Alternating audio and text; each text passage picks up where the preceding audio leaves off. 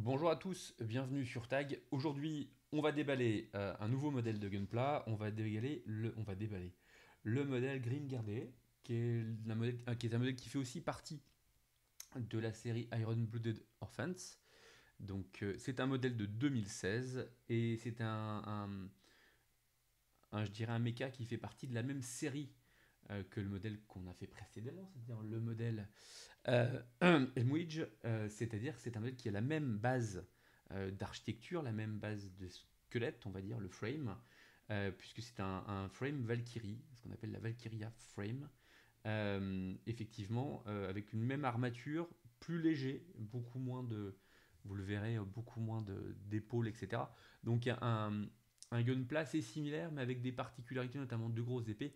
On fait le tour un petit peu, je dirais, du gunpla tout de suite en visuel. Donc vous avez ici l'avant, l'arrière en dessin, et ici quelques visuels qui déroulent, où on voit effectivement, donc il est équipé de deux boucliers, de deux épées longues, et ainsi que d'un fusil d'assaut 110 mm. Voilà, donc on verra un petit peu à l'usage et au montage. Moi je suis un petit peu surpris de ces parties blanches qui apparaissent au niveau des alimentations, on va dire, notamment au niveau du chest, de la poitrine, et aussi des bras. Je les avais pas, les parties blanches, je les avais sur la partie poitrine dans le Elmwich, je les avais pas du tout. Elles étaient grises dans le modèle Elmwich. Donc j'ai hâte de voir un petit peu si c'est la même chose ou pas. Mais vous voyez, au niveau armature, au niveau des bras, au niveau des jambes et au niveau de la taille, on a grosso modo la même construction. Avec, je dirais, la seule partie qui est différente, c'est la partie haute, le casque qui vraiment nous rappelle une Valkyrie, est vraiment un beau modèle, encore une fois. Mais sinon, pour le reste, on va trouver beaucoup de pièces communes. Euh, on fait un petit tour de boîte. Donc, petit tour de boîte vue de dessus avec ici l'illustration du personnage, du mecha et de son pilote McGillis. Voilà. J'ai toujours pas fini la série, donc je vais pas trop m'avancer sur le scénario, etc. J'ai pas du tout envie de dire de bêtises. On va juste regarder un petit peu la boîte et le détail des, des illustrations. Donc ici on a des illustrations de pied, avant, arrière, le personnage. On nous rappelle toujours le méca principal de cette série, c'est-à-dire le Barbatos, le Lupus Barbatos. Toc. Ici on trouve l'illustration. Toc. J'ai aussi hâte de voir comment est traité le viseur. Parce que si c'est un peu la même chose que dans le MWI, j'ai hâte. Bon, on en discutera un petit peu à l'usage. Voilà. Hop, une partie avant en extension, on va dire. Les deux épées développées. Allez. Le gun ici. Les épaules. Ouais, bon, c'est ce que je me doutais un petit peu. Vous voyez ici. Hop là, on va y arriver. Là. Et ben le viseur a été traité comme d'habitude avec cette espèce de petit rond. Et ben on le changera. En ce qui me concerne, je vous montrerai une petite manière toute simple de le changer, de lui donner un petit peu plus de caractère. Voilà. En tout cas, pas tout au début, mais on le fera. C'est assez simple et facile. Un petit peu de design tape, de tape que vous trouvez un petit peu partout. Moi, j'en ai trouvé chez Action. Et ça fait l'affaire et ça rend le truc un petit peu plus sympa. Voilà, allez, on attaque la partie déballage. On change de point de vue. Bim. Et on ouvre la boîte. Donc, au niveau du nombre de sachets, ici on a donc deux sachets. Donc c'est donc pas un gunpla extrêmement complexe comme le MWIJ. Le MWIJ était vraiment assez simple à monter. Euh, on va voir un petit peu si ça en sort un petit peu mieux au niveau de la tenue que le MWIJ sur certains points manquait un peu de tenue.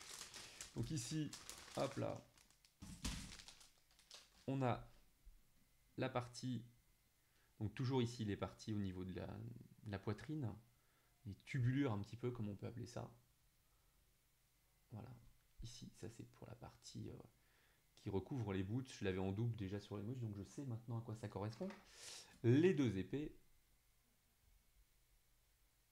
donc qui sont bien plus réduites et plus raisonnables,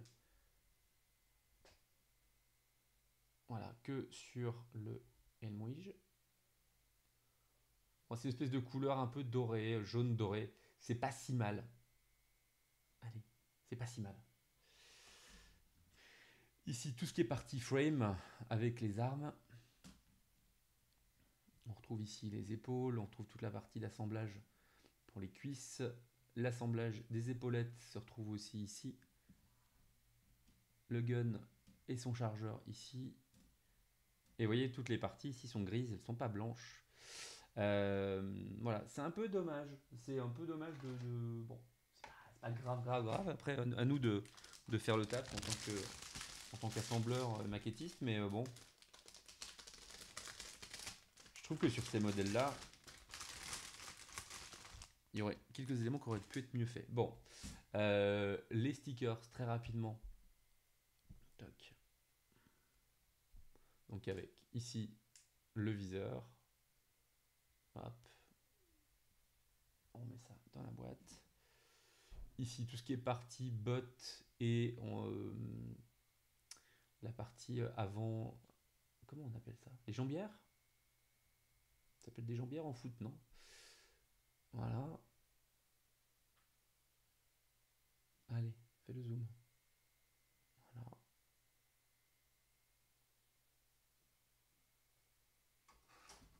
Les polycaps, je pense que sur celui-ci, on en a un petit peu plus besoin.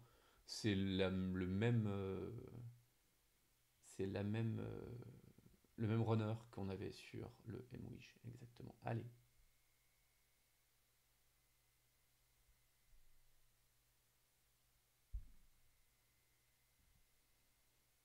Voilà.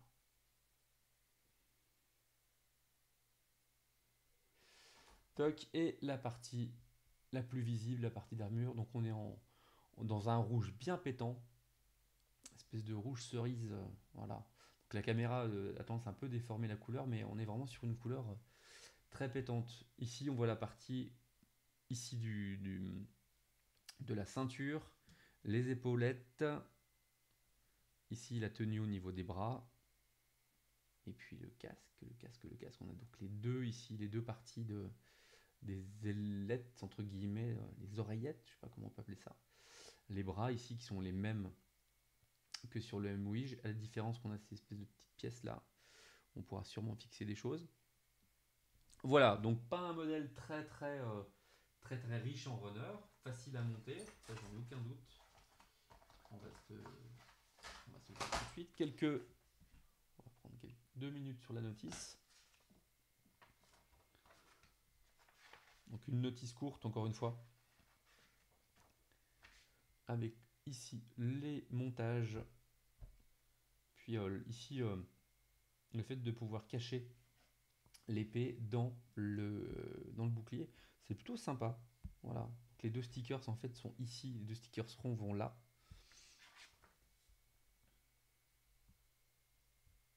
Voilà, un petit peu le tour d'horizon de ce Grim Guardet. Moi j'avais vraiment flashé sur le modèle, je le trouve très joli. On va voir un petit peu ce que ça donne au niveau du montage. Allez, c'est parti. À bientôt.